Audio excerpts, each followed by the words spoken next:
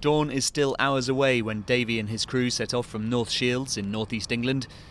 The lights of other fishing boats glint on the horizon, but there are far fewer than when Britain joined the EU in 1973.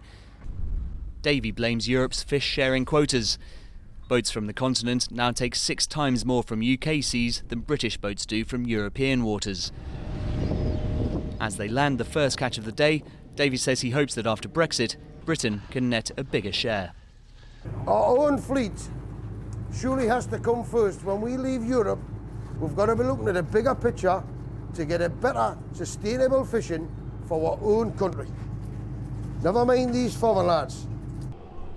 Fishing crews like Davy's account for less than 0.1% of the UK's economy. But for an island nation like Britain, they're a symbol of independence.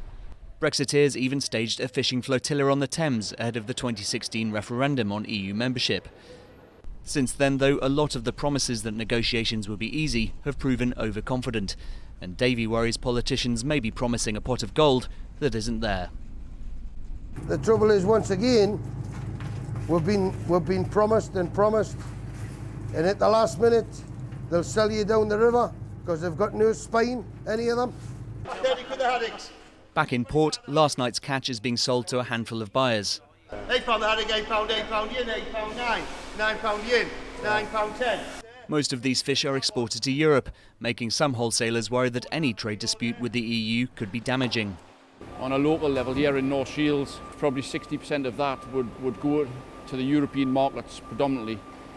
So without access into those markets, it would really hit the industry hard. The EU's trade chief has already suggested fish are up for grabs, saying fishing rights could be the price of British access to European financial markets.